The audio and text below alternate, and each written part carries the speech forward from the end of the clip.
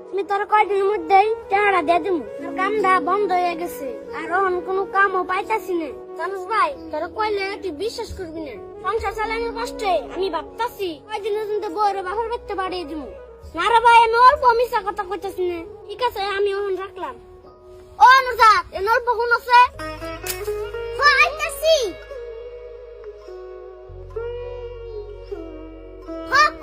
তুমি আমারে ডাকলা? তুমি যে কইছিলা বাপের বাড়ি যাবে, যাও যায়া ঘুরে হোগা। আর হ্যাঁ, 15-20 দিন থেকে তারপর আইবে।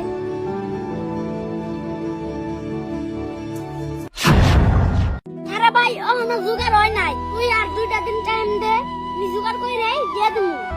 কি হলো, তুমি এত তাড়াতাড়ি আইলা যে?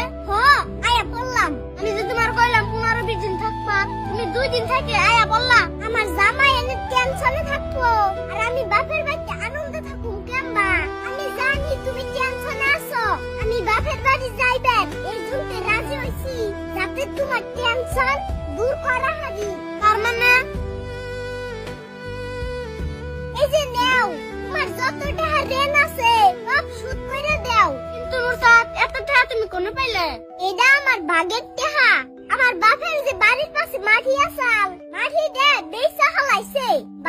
বাইরে দিছে আর আমার ভাগেরটা আমারে দিছে। কিন্তু এটা তো আমি নিয়ারম না গো, এটা তোমার টাকা। এই টাকা দিয়ে তুমি একটা গয়না বানিয়ে নিও। গয়না আমি পরে বানায় হারুম, কিন্তু তোমার এই বিপদের সময়ে আমি যদি তোমার সাহায্য না করি তাহলে কেরা করব? কিন্তু নুরজাত, কোনো কিন্তু না। তোমার টাকা মানে আমার টাকা আর আমার টাকা মানে তোমার টাকা। ও তোমার গয়না নিয়ে চিন্তা হইতাছে। তুমি যেসুম একটা ভালো কাম পাইবে, এসুম আমার একটা গয়না বানায়া দিও। এই নাও টাকা দি ধরো। আচ্ছা ঠিক আছে। বন্ধুরা, ছেলেদের বিপদের সময় আর কেউ পাশে না থাকলেও স্ত্রীর পাশে থাকাটা অত্যন্ত দরকার, কারণ স্বামীর সুখেই তো স্ত্রীর সুখ। ধন্যবাদ।